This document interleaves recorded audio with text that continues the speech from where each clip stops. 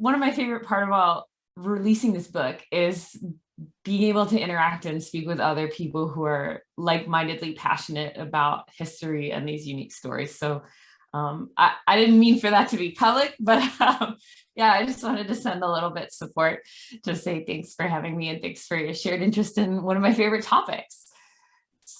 Basically, I actually stumbled on this project by accident. Like Mike said, I'm a biomedical engineer. My background academically is actually blast trauma. So I study the biomechanics of the human body and how various types of extreme incidents injure and kill us. The goal is always safety and prevention. How do we do a better job of building bulletproof vests or building better cars or building better blast shields or creating standoff distances? And when I was doing my PhD work in that, my graduate advisor sort of walked into my office one day and just dropped the word Hunley and was like, what do you think? As a graduate student, you kind of have to say yes to things. So I just said, of course. And I had no idea what he was talking about. But that sort of sparked this story that ended up taking the next several years of my life. And I found out after I graduated that people kept asking me about this project. It was all people wanted to talk about, which when you're a scientist is very unusual. Normally when I talk about my work, people immediately wander away from me with glazed facial expressions. But this one I could not change the topic about. So I eventually ended up writing it up as a book, which is In the Waves, which is how Mike found me and invited me to speak with your group. So the full story is in there, but I'm going to today talk about a little bit about the story of the Hunley and a little bit about some of my favorite aspects of that time period of the war. So thank you for having me. Okay. So as I'm sure this group is particularly familiar, the outbreak of the war occurs in April 1861. The South did not necessarily anticipate that this would be a war. They thought it would be a simple secession. So when they declared secession, they were not necessarily prepared for war. There was, of course, the politician Chestnut's famous claim that he would drink every drop of blood that had been spilled as a result of secession, and he had no idea what was about to come. So when the South seceded, they had less than a third of the number of men of fighting age than the North. They had almost zero industry in comparison. They had none of the black powder mills, which, as we'll get to, is one of the most key components of warfare in that time. Another obvious fact for this particular group. But perhaps most importantly to this story, they didn't have a functioning Navy. And so the number of ships that the South had, the southern states had at the time of their secession, is going to vary based on which historian you're talking to. But the maximum that I found is 10. And the minimum that I found, which seems to be the general consensus, is 0. So I think they had a few ships that were not functioning well and they needed a lot of improvement. So one of the more obvious strategies that the North took was something called the Anaconda Plan. Here's a contemporary illustration of that plan describing what they were going to do. And basically the idea is they were just going to choke those Confederate states out. So since these states did not have a lot of established industry on their own, they were going to be largely dependent upon trade from their European allies to get a lot of the industrial and mechanical components that they would need in order to wage warfare. So the North decided to blockade all of their major ports and harbors to reduce their ability to both get military supplies and also to get the foods that they were not able to grow in the South themselves. One of the major cities that they blockaded as part of this Anaconda Plan was Charleston, South Carolina. Now, of course, again, I'm sure you're all very familiar, the site of the initial shots of the Civil War. So Fort Sumter is this relic of previous warfare that's sitting outside the port of Charleston, and it is this embankment, and it's originally occupied by Union soldiers. But one of the first actions of the Civil War was to swap that control. And this fort is now controlled by Confederate soldiers, and it's also becoming the site of the site of ire for many of these northern soldiers and sailors who no longer want to be in this extremely long, unusually arduous, drawn out form of combat. So this fort itself becomes kind of a token for them, something specific and physical to blame for their suffering during this war. And therefore, because of the blockade off of Charleston, it also becomes the site of one of the most intense bombardments of all of the Civil War. Charleston still remains to this day the most bombarded American city in history. So here's a photo of Charleston and Fort Sumter shortly after the end of the war. So you can see how this previous like neat and tidy, very squared edge structure with 3 rows of windows, that's key to the next picture, has been reduced. So the top layer of the structure has been completely bombed off. And now all of a sudden, everything else is crumbling. So this really informs what that structure looks like today for those who've been able to visit. There's been a lot of dirt and soil and grass covering much of it just through the nature of 150 years of time. But you can still see how this building was re-sculpted by aggressive shelling and just constant blasts and warfare from the ships offshore blockading this city in general. The city of Charleston was obviously a bit farther in, and so parts of it were more out of the range of the blasts and the cannons from the ships offshore, but it still wasn't exempt. So the bombardment of Charleston was still nightly. It was still in the order of sometimes hundreds of explosions per night. And it was still an event that was remembered as particularly devastating to the civilians who were not able to evacuate, and even to the military personnel who were forced to be present there as part of their military service. Enter our Hunley creators. So they are not in Charleston at the start. They are actually originally in New Orleans, Louisiana. But shortly after the outbreak of war in April 1861, the 3 men who are largely credited with the creation of what will eventually be known as the Hunley are in New Orleans, Louisiana, which is also a harbor town, so it is also subject to this blockade. They are loyal Southerners, they are considering themselves patriotic to this cause, and they also want to immediately get involved in whatever way they know how.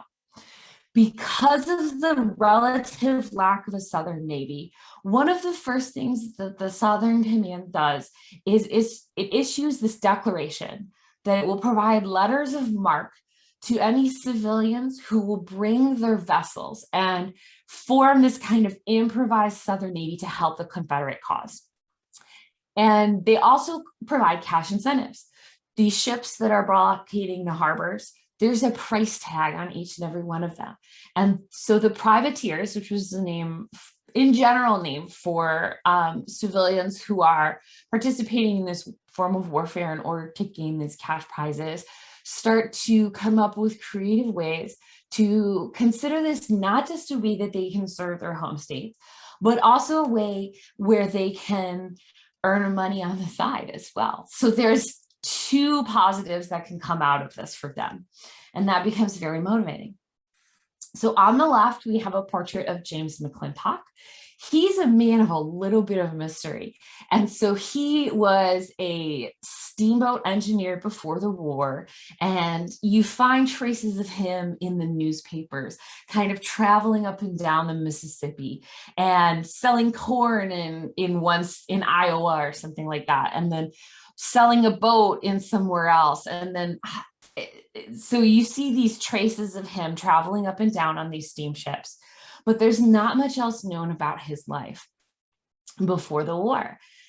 Horace Hunley, on the other hand, was a very wealthy man. So he left behind prolific records. He was a lawyer. He was not an engineer, but perhaps more importantly for our story, his younger sister married an extremely rich man. So both James McClintock and Horace Hunley owned small plantations of their own. So of course they were slave owners, but also Horace Hunley had access to the extremely deep pockets of his brother-in-law, who he frequently went to for funding for his various entrepreneurial ideas. So this was something that he did even before the war. He was known for being one of those people who keeps coming up with these plans for businesses and then going to family to fund them. It's sort of like the old-timey version of starting a Kickstarter, I think of it. And then the third man, Baxter Watson, unfortunately, we don't have a photograph of him. We know that he was heavily involved in the engineering work. We know that he was an engineer in the old school sense, not in my sense where it requires an official degree, but in the sense where you just had to be really good with a wrench. Now, James McClintock, fairly quickly after the start of the war, within a few days, had a meeting in New Orleans, Louisiana. He advertised it in the newspaper, and he was looking for engineers. He was looking for a good group of engineers to help him. We don't know exactly what the purpose of his meeting was, but that's where I kind of like to think that these three men all met for the first time, because McClintock had taken out these ads in the paper. He was saying, is it going to be engineering causes to help the Confederacy? And it was a public notice. We know shortly after that is when they began working on building submarines. Okay. So James McClintock later, after the war, would claim prolifically that he had thought of this idea entirely on his own.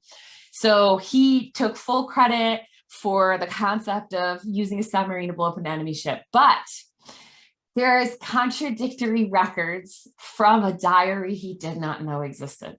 So James McClintock worked in a machine shop, and one of the other machinists who worked in that same shop kept a very detailed daily diary. His name was John Roy, and that diary has been preserved. So John Roy writes down a couple of weeks or a week or two before McClintock's meeting, where he calls the engineer, that he brought this drawing from Scientific American to the machine shop, where he was showing it around to everyone and saying, we need one of these. This is what we need. So this drawing was made in 1852, so it predates the Civil War. And obviously there's some serious problems with this design concept. But if you look at it, you can kind of see the starts of what would eventually become the design for the Hunley. So I can't confirm it, of course, but I think that McClintock saw this drawing at the machine shop that day, and that's kind of what made him think, yes, let's gather the engineers and do this. So this is a model of a submarine. It's approaching near the surface, and coming off the right side of the submarine, you see a little bomb. And so they're using this submarine to approach the enemy ship on the right and pressing that bomb against the side of it. So they did not go immediately to the Hunley. There were two other prototypes first that failed for a variety of reasons, called the CSS Pioneer, which was actually the only submarine that they built to actually bear the official title Confederate States ship. That's one of the most common mistakes related to the Hunleys. People will call it CSS Hunley, but it was never, at least we have no known record that it was officially given this letter of commission into the Confederate Navy. But the CSS Pioneer failed and sank to the bottom, and they never recovered it during the course of the war, but it was recovered after the war. So they learned some things from that design and about how to make a more stable submarine. And after that, they moved on to Alabama as they were fleeing the advancing Confederate or the advancing Union occupying troops, where they built the American Diver. So the American Diver, they actually also had to scuttle because, again, the advancing troops, they were focusing on these port cities, they were focusing on the harbors. They had to scuttle the American Diver, which is still yet to be found. There are people looking for that one, as they decided to flee Alabama as well. But the third one that finally had some degree of success, and that brings us here today, is the HL Hunley. So importantly, this submarine was not originally named the Hunley. It was originally named the Fishboat for fairly obvious reasons. I hope they're obvious. And this was their third design. So this is actually a contemporary painting. Conrad Wise Chapman is one of my favorite little like characters of the Civil War, because he was a Confederate officer who just happened to be really good at oil paints. And so his tasking for the duration of the Civil War was to just go around and paint the scenes of the Confederacy. So these are all contemporary paintings that he made. And this was his actual job in combat, is just go paint what it really looked like. So he was very, very prolific. So his paintings can be found all over the place. But you can see the date very subtly in the lower right corner, and it is December 6, 1862 in Charleston. So eventually in flight of the advancing Union troops, and because the city of Charleston is becoming the site of just so much wrath and so much bombardment, they end up sending the Hunley by train to Charleston to try to help possibly relieve the city of some of this devastating blockade.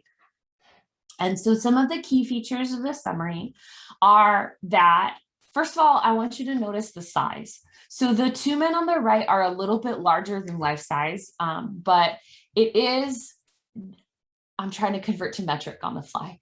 So it's about 40 centimeters wide, and then it's ever so slightly longer than that in height. And so each of these conning towers, you see the two conning towers in the fore and the aft. One of them in the aft is flipped open. That's the only way inside and out of this boat. And so that's really important when you start looking at some of the accidents that are going to come up with the Hunley. There's the propeller and the rudder off the rear, and the dive planes on the right and the left are how it angled in order to dive and control its depth in the water.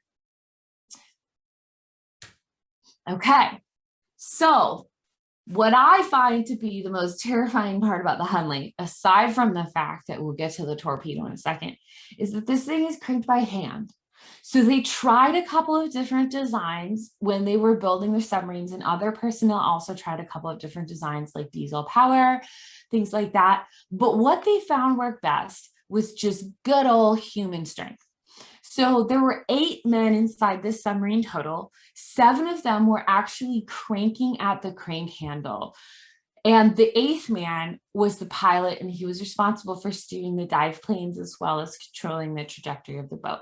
But so the 8 of them sat each at a handle of this crank, which looked kind of like the crankshaft of a car, and they would just spin this. And that was how they powered the propeller. So these figures are actually to scale.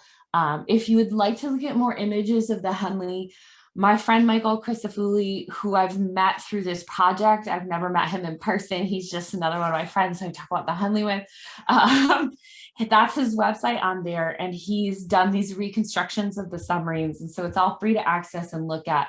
But you can see all the little different mechanical engineering innovations in there, and he's done an extremely good job of making everything to perfect scale. So all of his dimensions are taken directly from the real submarine itself. So they're all to correct scale. Okay, so back to the history parts.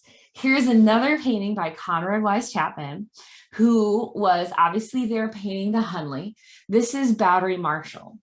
So you can see here that they're using enslaved labor to build up some of these encampments and some of these batteries, but this is on a portion of land just outside Charleston proper called Sullivan's Island.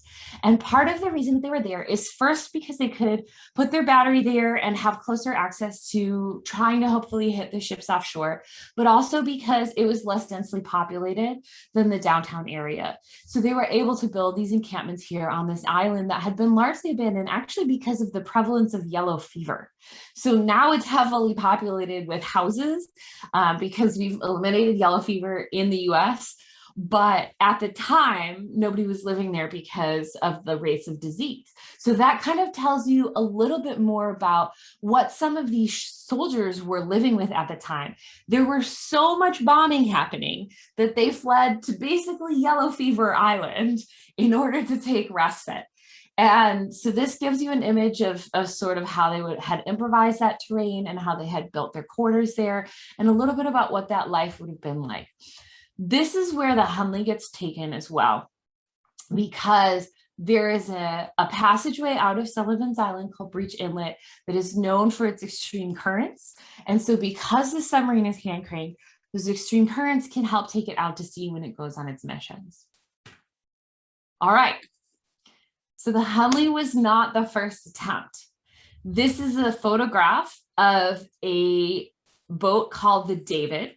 It was not a proper submarine. This one was made out of wood. So it was designed to be at the surface, but mostly immersed. So it was considered a stealth vessel. So you have to remember, at this time period, nothing like this has ever really been seen before. So anything related to this is completely new and novel. And part of the tactic here was to surprise. These boats are not considered ethical at the time. They're called infernal machines, meaning that they're supposed to have come straight from the bowels of hell. And that was both a commentary on the fact that they're hidden beneath the water, and also the fact that they're considered profoundly unethical and kind of the tool of hellish beings. But the David had this attack on October 3rd, 1863. And it went up to the USS New Ironsides, and it had a long spar on the front end with a torpedo, and it pressed the torpedo up to the side of the USS New Ironsides. Now, the attack of the David was not successful. The Ironsides was damaged, but it did not sink. But what it established was that this design of these small stealthy boats that were going to use the element of surprise and these carried torpedoes were plausible as a method of attack. So again, this has never been successful before.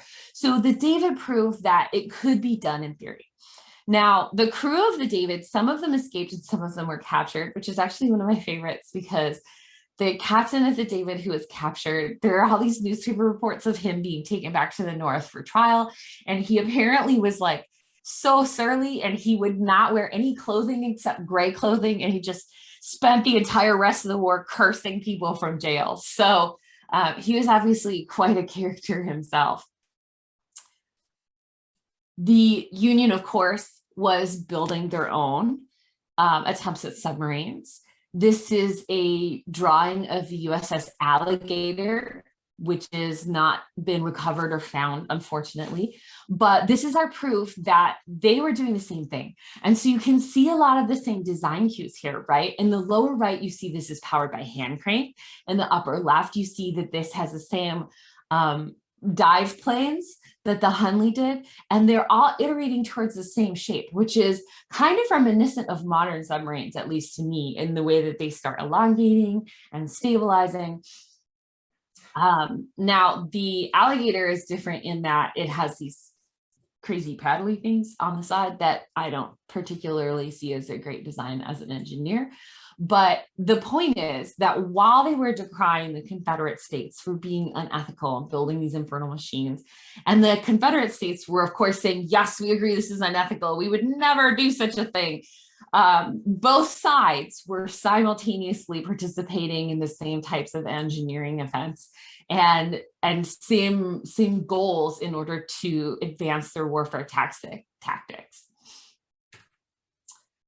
Okay, so this brings me to one of my favorite stories of the Civil War, because at this point we've established that we have a submarine.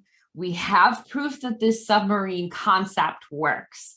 So next, we're going to talk about what we need to finish the job, and that is the torpedo. So this is actually one of the sections in the book that my editor made me cut back a little bit. I managed to squeak in as much about them as possible, but a lot of the Raines brothers records are kept in Chapel Hill, North Carolina, which is just down the road. So that was very fortuitous for me. But these two, I think, are some of the most fascinating characters from the war. They were brothers. They were originally from New Bern, North Carolina, which is in the eastern side of the state. And by the end of the war, they would earn themselves the nickname of the Bomb Brothers. Now, Gabriel Raines was much older than his brother, George Washington. I forget the exact number, but it was by something like 15 years. So he was substantially older.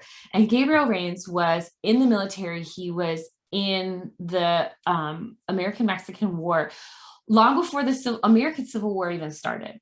So at that time, George Washington Rains went and visited his older brother, and he idealized him. He idolized him, and so he wanted to follow in Gabriel's footsteps. Well, Gabriel is now infamous as the inventor of the landmine. So he was known for his early experimentation with explosives and building newer types of explosives and building these landmines that he was at that time using to blow up Native American warriors. But obviously that then becomes a critical design in the Civil War. But since George Washington Rains has followed in his older brother's footsteps, he has gone to West Point. He's a professor of chemistry at West Point. When the war breaks out, he immediately decides to stick with his home state of North Carolina and become a secessionist. So, as I mentioned before, the southern states don't really have any black powder manufacturing. So since black powder is responsible for your rifles, your cannons, basically everything, George Washington Rains is like, hi, I'm a chemist. And he gets on the job immediately. Now, this guy literally had a pamphlet. He had a pamphlet with no illustrations in it. I read the pamphlet. It's very cryptically written. It is from a British source, so you guys get credit for that. But he started sleeping on trains, and he just brought his pamphlet with him, and he was sleeping on rail cars. And he was doing that. He just got a blank check, basically, go build a black powder mill. So he was on these rail cars traveling everywhere to find the perfect site to build the Southern black powder mill for the Confederacy. He settles in Augusta, Georgia, and within a few months, despite the fact that black powder is notorious for blowing up the people who try to make it, George Washington Rains has this huge and wildly productive black powder mill operating. And he starts sending black powder to his brother Gabriel, who happens to be in Charleston, South Carolina. So this is just one of my favorite photographs. This is a contemporary Civil War photograph that was in the U.S. National Archives. They colorized it themselves, but this to me is emblematic of how much care and attention the Confederate States were paying to some of their scientific and engineering developments. So some of you might already be able to guess what this is, but this is a thick piece of iron plate attached to a wood backing, and they are hitting it with cannonballs. And so what they are doing here is they are trying to test what combination of plating and wood backing will be best to strengthen the ironclads. So this is a book of photographs of testing for how to build better shielding for the ironclad ships. But it shows you that there was a level of care here where they were not just building things willy-nilly. So that went to the torpedoes as well. Now, of course, Gabriel Rains had a little bit of an ego, which makes him probably very irritating to work with in real life, but fairly charming as a historical figure. So he said, ironclads are said to master the world, but torpedoes master the ironclads. And of course, his words have proven to be true, right? You don't necessarily see ironclads in the oceans anymore. Everyone thought that those would take over modern warfare, but what's really come out of the Civil War instead is these innovations of the torpedoes, which I largely credit to the bomb brothers. Of course, there were other innovators there too. So Gabriel Rains left behind quite a legacy, not only in the form of landmines, but in the form of underwater mines, which they called torpedoes, which of course now means self-propelled missiles. But at that time, they did not mean self-propelled. So these drawings are from a US Navy book of captured Confederate torpedoes. So they were aware of these things floating in the water, and they were trying to scoop them out. And in this book, you get page after page after page of just how many different designs they came up with to fill the harbor of Charleston with floating deadly surprises to keep these blockading ships from coming any further in and getting any more reach to launch their missiles and their projectiles into the city itself. So of course, Admiral Farragut had his famous quote, "Damn the torpedoes, full speed ahead." And that's where that comes from. And he can largely thank Gabriel Rains for for the feeling of terror they must have felt as they were plowing through unknown waters. So these are samples of some of the Confederate torpedo inventions that people dredged out of the harbor, and then they had scientific illustrators draw examples of how they worked and their trigger designs in the Union Navy, so the Union could start figuring out how to defuse and disarm them. So in the lower left, you will see there is a torpedo. Those little knobbly hexagonal shapes are the triggers. You can see the little triggers on the right. Those work by crushing. So as soon as something crushes against that, it triggers the explosion. And you can see on the lower left, there is a post there for a spar. All right, so here is a photograph of, this is from Charleston, South Carolina, shortly after the war. And so you can see here just a small sampling of the variety and the potpourri of the torpedoes that they were dredging out of the water after the end of the conflict. So this is not just theory. These are not just drawings. These were actually constructed and used to pepper that harbor. Gabriel Rains proudly stated that he managed to fill the harbor with torpedoes until they were as abundant as blueberries. So. Okay, so Gabriel also left behind a textbook. It is handwritten. It is in one of the Civil War museums here in America, but you can purchase a copy of it. Actually, I'll hold it up really quickly afterwards. This is not a textbook for light reading. It is a Civil War textbook about blast science, but in it, he has some fascinating and beautiful, beautiful plates of the designs that he was making, which of course has an element of horror to it. But you can see again here how he's focused on underwater. He's got one on that can be attached to a spar on the right. And he talks about torpedo boats. So Gabriel knew that these things were happening. He knew they were happening around Charleston, and he knew they were asking him to build bombs for the submarines. And so there is some conflicting information about who really takes credit for the final torpedo that was attached to it. But Gabriel Rains wrote in his book these illustrations of what looked to be either the Hunley or the Davids. And he recommended in there that to be safe, these things needed spars that were a minimum of 40 feet, preferably 50 feet long. He referred to the submarines themselves as abortions of inventive genius, which in terms of the Civil War terminology is pretty harsh insult. But anyway, that tells you what the Confederacy's leading blast scientist thinks about the design of the Hunley, which came with a 16-foot spar. Okay, so these are compiled from some U.S. National Archives records. So I just wanted to give you an idea of the size and the scope of this torpedo, this bomb that was ended up attached to our submarine on that night of February 17th, 1864. So this is from, the drawing on the left is from a record in the National Archives that specifically says that this is the bomb type that was used for blowing up the Housatonic. Those little antenna thingies on the right are retention wires. And so when you press them against something, they snap, they let loose a plunger, and that sets off the blast. But there's obviously this spar on the left, which is consistent with what we know about the Hunley's method of attack, that it held it at a downward angle.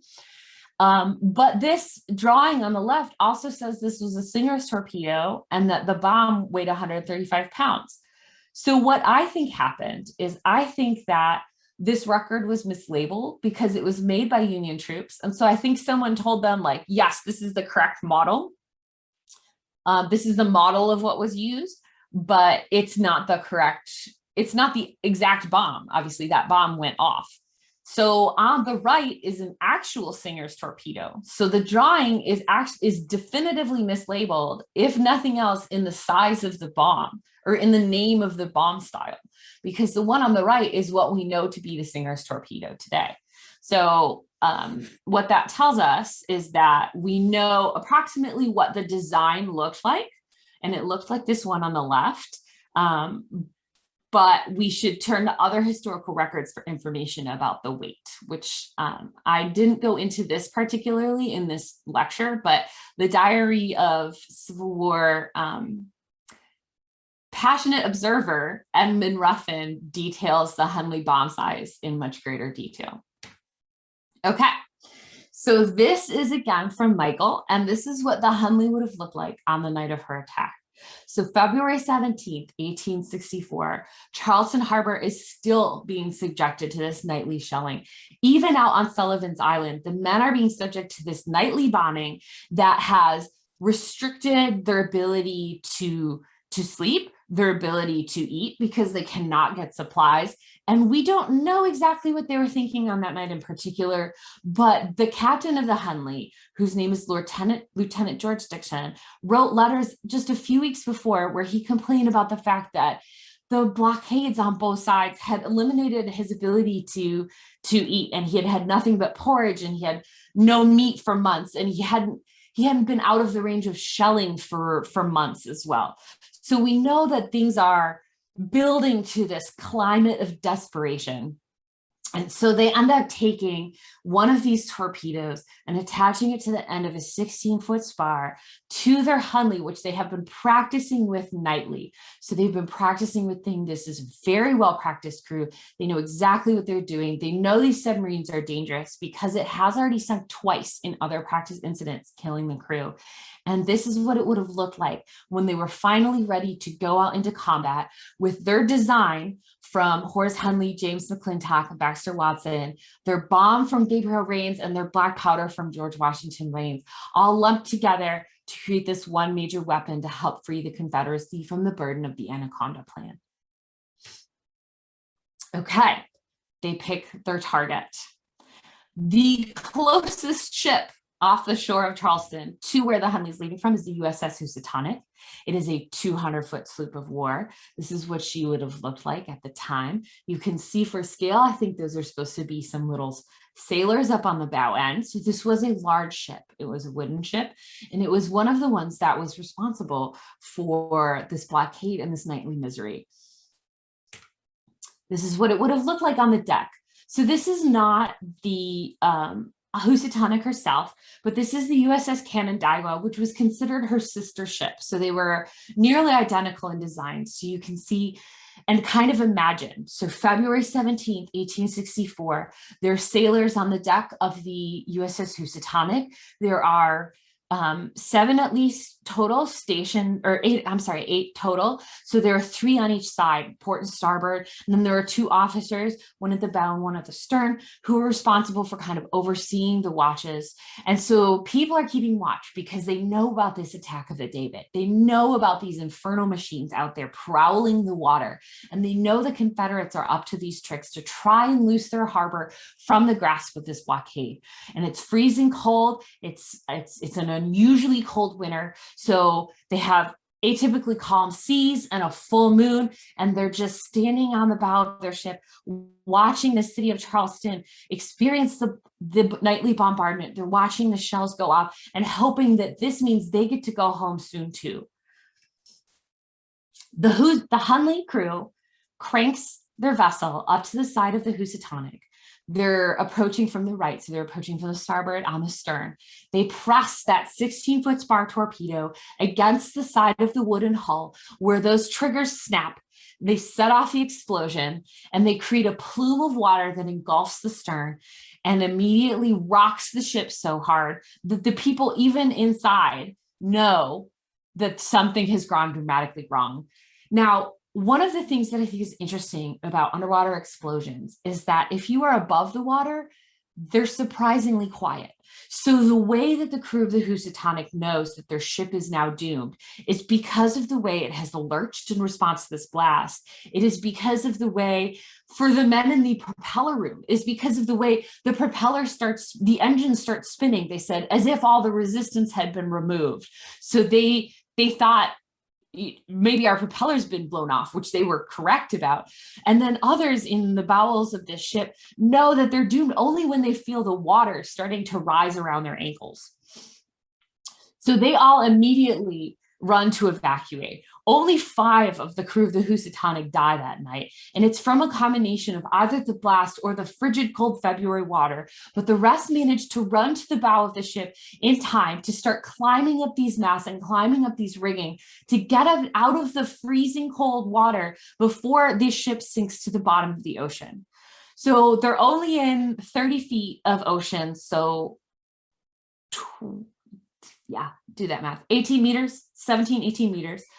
So this is shallow enough that the rigging and the masts are sticking up out of the surface of the water long after the ship has gone down. And that's how the rest of the roughly 200-person crew survives, even though this is in water temperatures cold enough to give you hypothermia and death within 45 minutes. So they're clinging to the rigging, waiting for the other ships in the blockade to come get them and pluck them out of there, which is what eventually happens. During all of this, one of the lookouts, a man named Robert F. Fleming, looks backward as he's dashing for the rigging, and he reports seeing the Hunley on the surface of the water. And he is the last one to ever see her until 1995. So that is when she was found in the ocean, mostly buried in silt. And she was raised. So they did something very smart. They only released the coordinates. The people who found her only released the coordinates once a legal plan was agreed to by all parties and signed for where she would go afterwards, because they did not want her to kind of languish in the courts, metaphorically speaking. So they raised her in 2000, and she's owned by the American Navy. So she's owned by the American public as the spoils of war. She was Sumter in combat, and she's on permanent loan to South Carolina, and where she lives now in Charleston. So she was taken to a special made conservation tape where they started to open her up. So you could see there they've removed some of these panels and they've started to reveal some of her secrets. So originally in Charleston, the reports were that the Hunley had been, not only had been successful, but that she had returned. So the first few days, a lot of people thought that she had returned successfully after her attack, whereas she had in fact just drifted off, never to be heard from again by anyone alive at that time. And so when she was brought up, everyone was very excited. They were all immediately assuming we would find the answer to this mystery out. We've got the boat now. Of course, we're going to figure out the clues. This thing turns out to be so well preserved that the clothing of the crew is still intact and identifiable. But one of the things that's interesting is that as they remove these panels and as they start to remove these artifacts carefully, one block of silt at a time, what they realize is that the mystery is only going to deepen for them. So there's no clear smoking gun from the conservation process that yields this clear explanation of what happened on February 17th, 1864. One of my favorite parts of the story that I wanted to just put in here, I'm not going to go into great depth about this, but part of the positive identification of Lieutenant George Dixon was because he was already a bit of a legend even before his death.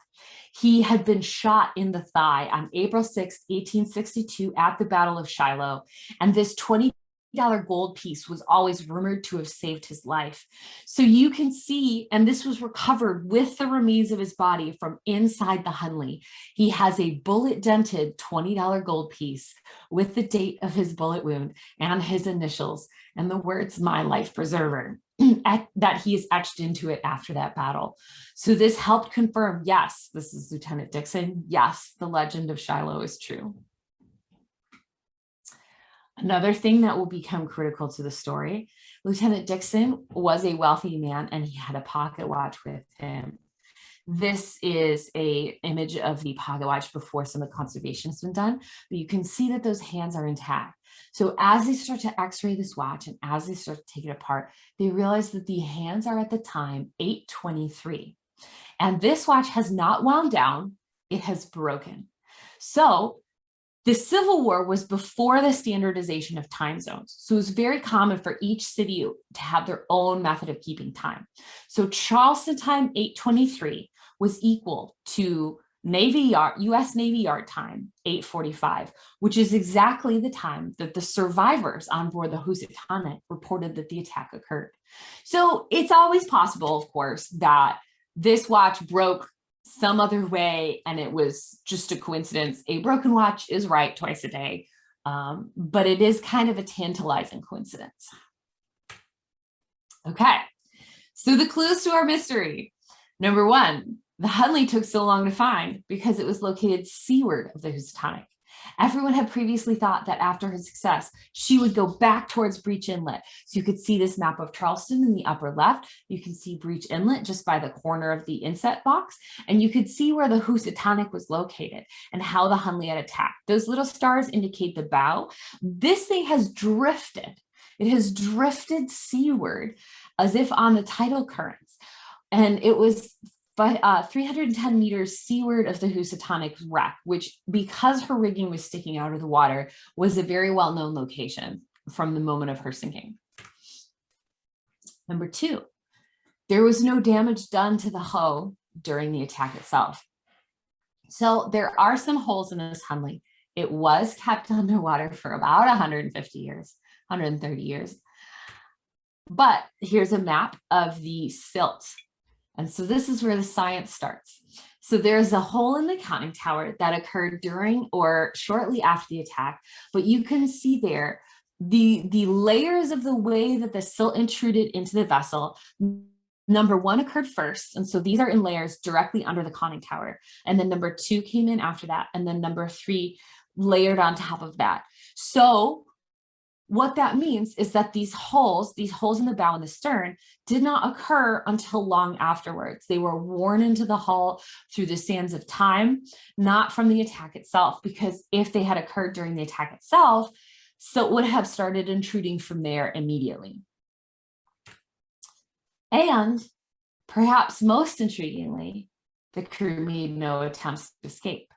So each of these colored blobs indicates the location of the remains of one crew member. So they were all able to be separated out, and each of these sets of remains was seated at their stations on the crank. Now, there is some indication the remains of the first crank person might have been trying to reach the fore conning tower. He's kind of like stretched out, he's a bit more scattered, but that's not necessarily contradictory to what we're going to talk about next. Either way, you have a group of people who have made no efforts to unlock the rear conning tower, who have made no efforts to release the weights along the keel that would send their ship rocketing to the surface. They could release them from inside the boat, and they've made no efforts to set their pump to pump water out of the bilge. So these are people who have just given up, slumped into the hull, and died. Here's a map of our friend George Dixon. So he is the one who is holding the key, the coin. He is also the one who was immediately under that cone of silt that came in through the forward conning tower shortly after the attack, which means that unlike the others, his remains, most of them, were preserved and locked somewhat in his final position. So he was slumped over. He's sitting there on his small little bench where he did all of his steering and controls, and he simply slumped over where he sat. He made no effort to stand up and escape through the door that was directly above his head. And perhaps most importantly, there was no sign of skeletal injury to any of these remains. Obviously, all the soft tissue is gone. There's no more trace of the lungs. Their brains were intact inside their skulls, but they've been severely damaged. As, you know, again, 150 years in salt water is not very good for you. So clue number 5, as they start to conserve the spar, they find these copper peeled back shards. The torpedo was still attached when it went off. This is important because some earlier reports had stated that the design was to attach the torpedo to the side of the Housatonic and then back away. To me, this indicates that they were trying to at least pay some attention to the guidance that Gabriel Rains, who said they needed to be at least 40 to 50 feet away from this thing when it went off. But we know that those designs were problematic. They were unreliable. They didn't always go off. Sometimes when they got strings and tethers involved, they would have problems with the propeller, which is obviously not great. But we now know, and this is where I get intrigued as a blast scientist, we now know the exact distance between the bomb, which we know the size of thanks to Dyer, Stem, and Ruffin, and the crew. Number 6, perhaps the most mysterious, there was still air inside the Hunley after it sank. So this is a sign, oh, this is miscited. So this image is miscited. This is from a scientific paper. I need to fix that citation. But this is from a scientific paper published by the archaeologists and conservation experts. And what these little red arrows are showing is the site of stalactites and stalagmites inside the Hunley. So it tipped to its side after it sank, and you see the formation of stalactites coming off the ceiling. Now, those are only physically possible in air because they're the product of water dripping and depositing minerals. So what the presence of stalactites means is there was a substantial air bubble running a substantial length of the boat from bow to stern for quite some time after it sank. Okay, so the first and most obvious theory, I'm not going to go into all the theories of sinking in great depth today. I just wanted to kind of give you one because it has a fun tie into British history that I could not resist. So the first and most obvious theory is suffocation, because they're in an enclosed space. This is a submarine underwater. Suffocation is one of the most common things cited because you have limited access to new air supply. So you can see on the left, the image of the crane candle, you can see kind of in the top, some of those little stalactite formations that are starting to drip down. And on the right, you can see yours truly, because I could not find a more willing model, using what we call in physiology, a pedal ergometer. So these are very common tools. They are used all the time. They've been used for decades to make physiological measurements while doing a known and measured amount of work with your arms. There are leg pedal ergometers as well, but the hand pedal ergometer, for obvious reasons, is going to be the most relevant to us for the case of the Hunley. All right, so first, a minor correction. Suffocation is a very specific medical term. So while people usually refer to this as the theory of suffocation, what they were actually talking about is asphyxiation, because suffocation means only lack of oxygen or cessation of breathing, whereas asphyxiation, you have to remember there's carbon dioxide in there too. So this is an image from 1939. We've now left the Civil War temporarily. This is a British ship, the HMS Thetis. So this is a very unfortunate story of a submarine that sank on its very first test. There was a glob of paint that had dried inside the test cock that was supposed to alert the crew that the external torpedo door was open. And so when they opened the internal torpedo door, the submarine was flooded. 4 of the crew managed to escape, but the remaining 99 died inside from lack of gas supply. So why is this relevant to a submarine in 1864? Because you guys have some awesome science history. So during World War II, one of the people, and his lab is the subject of my next book, just not him alone, but the entire lab and what they did during the war, which was really fascinating. They decided to test this on themselves. So the large gentleman in the center there is a man named JBS Haldane, and he's showing some of his buddies. The 5 of them crawled into this hyperbaric chamber, which is the large metal tube on the right, where they had 1,160 liters of gas supply per person inside the tube. Why is that relevant? Because the Hunley had 952 liters per person. So they did an experiment on themselves in 1939 after the sinking of the Thetis to demonstrate what happens to people inside of a downed submarine. And so they tested, inadvertently and unwittingly, tested on themselves with with a very similar amount of gas supply as to what the crew of the Hunley would have had inside their boat if it had gone down and they had simply asphyxiated inside. So the results of theirs showed that carbon dioxide becomes a very painful, uncomfortable, noticeable problem long before you have any danger of loss of consciousness. So the description of their symptoms is very comical because these 5 gentlemen all survived and were fine and had no lasting side effects. So we can take quite a bit of humor in it. but they described themselves as panting like a dog. They described themselves as curled up in great pain. Two of them had severe projectile vomiting afterwards. But the point is, asphyxiation inside these narrow spaces is not something that sneaks up on you. You have a warning from this carbon dioxide, which becomes a huge problem long before you have any risk of loss of consciousness. And we know about how long it would have taken for the Hunley crew to burn through their gas supply, even during exercise at the crank conditions, because of all of the historical data using these hand pedal ergometers. So this was one of the first things that I wanted to look at when I was looking at the Hunley question was, is this theory of suffocation, asphyxiation plausible? And the answer is no, to me. So based on my calculations from the hand pedal ergometer and then verified by the HMS Thetis testing with JBS Haldane in his lab, they had a bare minimum, even worst case scenario of at least 10 minutes between when they would have had extreme distress from carbon dioxide and risk of loss of consciousness from lack of oxygen. So again, George Dixon didn't even try to stand up. They didn't try to get rid of the keel weights. They didn't try to send themselves to the surface. They didn't try to do anything to save themselves. So to me, this indicates that they did not asphyxiate inside the hull. This was not necessarily the cause of death. So there's another theory that I'm going to skip today just in the interest of time, but I gave one little quote from your National Archives at Kew about the HMS Thetis.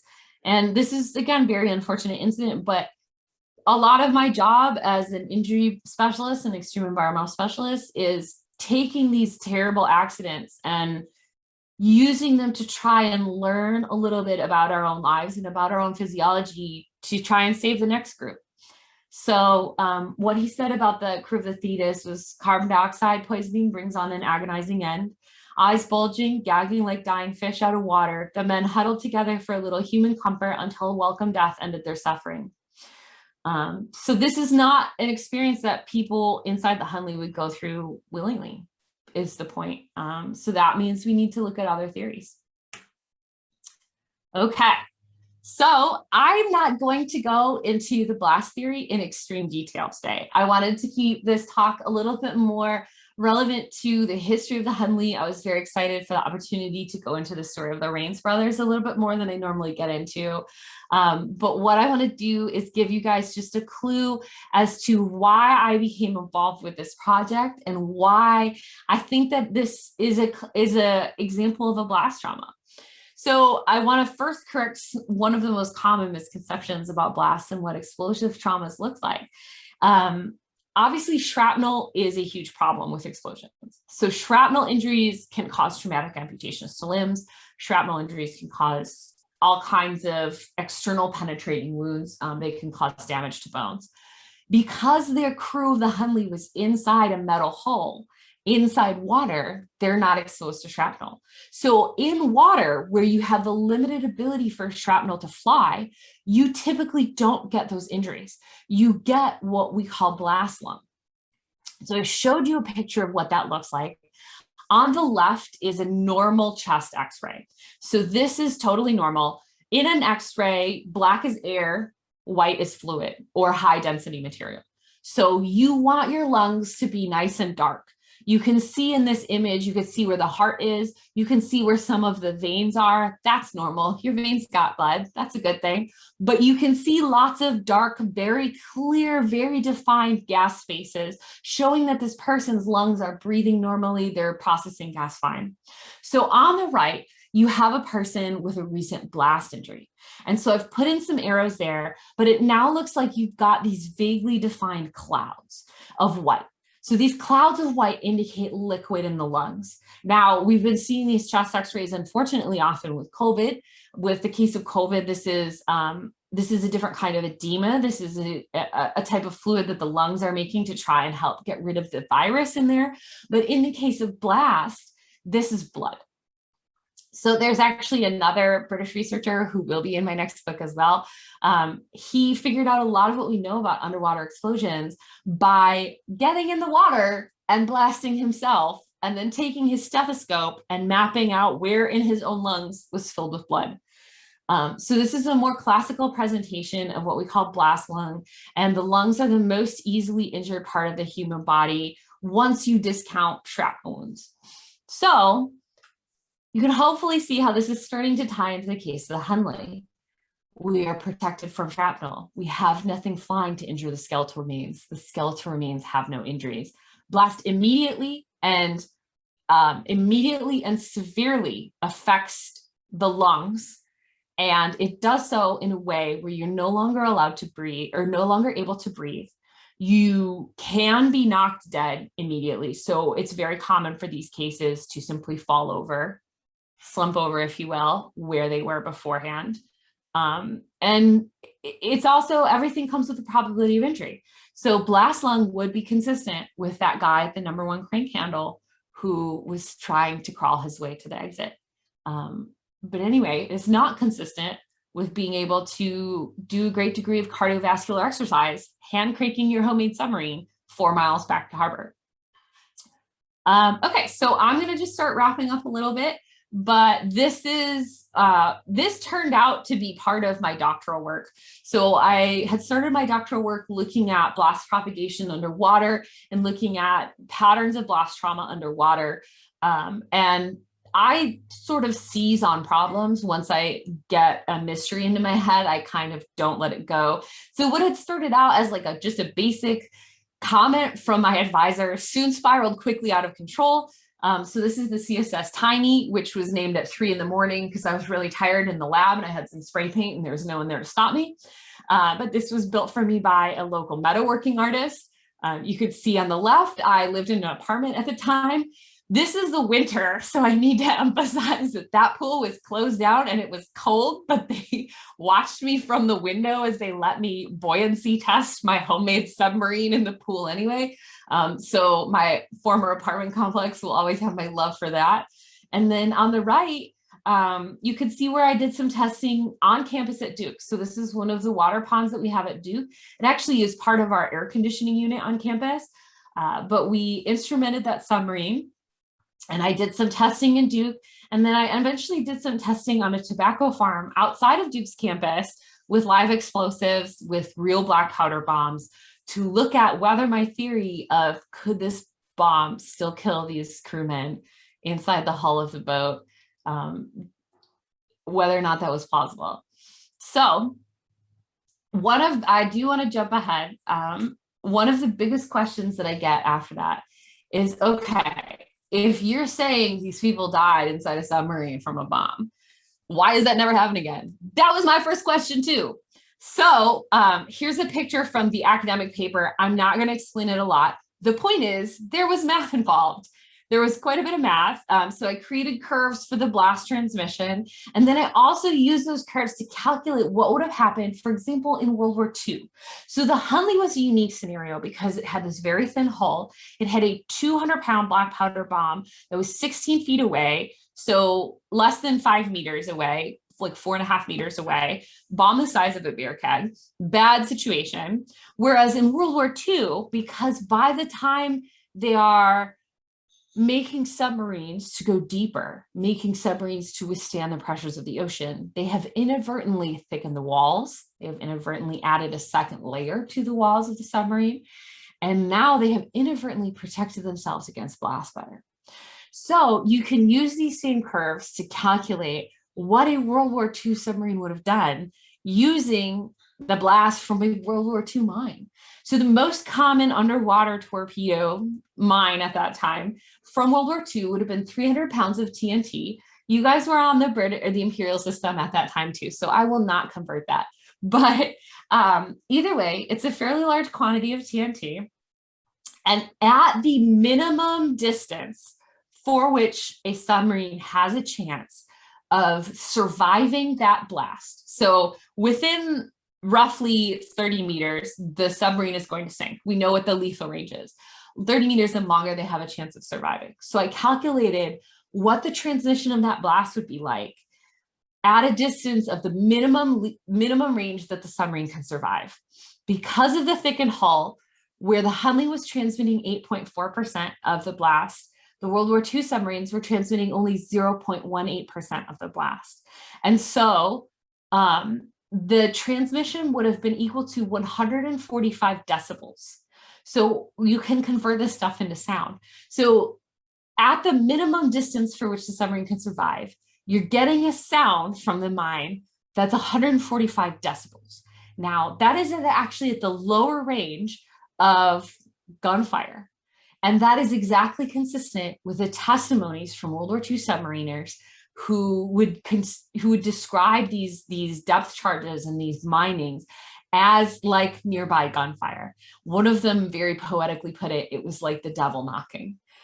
So to me, that was very exciting. That really, in scientific terminology, it doesn't confirm my results because it's still kind of a hypothetical question, but at least it says that the history is consistent. Oh, I just covered this verbally. So anyway, here's the math for that. This is not at all an injury risk. So the point here is 145 decibels, this roughly the sound of a gunshot. There's no chance of injury or death from that. So, okay. February 17th, 1864, we have the Hunley. We know what happens to the Housatonic crew. They scramble up into the rigging to try to save their lives from the frigid water. 5 of them die, but the 8 men of the Hunley are never heard from alive again. They've drifted off 310 meters off the coast of Charleston, South Carolina, where it took almost 150 years for their submarine to be found and for their story to be told. So as a scientist, I never say I've proved anything. Science, you can either have data that support your conclusions or that do not support your conclusions. But for me, this project was about more than just taking credit for a Civil War mystery, which I don't think is ever really appropriate. Like, to me, this is a story of a piece of warfare and a piece of history that belongs to everybody because it changed the face of warfare and it changed the path of naval activity for everyone in the world. Now submarines are arguably the most key component of modern Navy. And someone might want to fight me on that one, but that's fine. I love submarines. But either way, a lot of it started with the Hunley, which was not the first, but she was the first to be successful. So that's why here I've put not only my own book, which is on the right. So obviously, like, support is great. I am an author that released during a pandemic, but also I just genuinely love this story. So if someone's never or not in a position to support, please use libraries if you want to read that book of how modern science explains an old story. But there are also resources about the Hunley where you can read more about the Hunley herself that are free to download because they've been provided by the US government. And those are the other 2 references that I've provided on this slide as well, where they have more information about like the archaeology and the conservation, and those people deserve a lot of credit as well.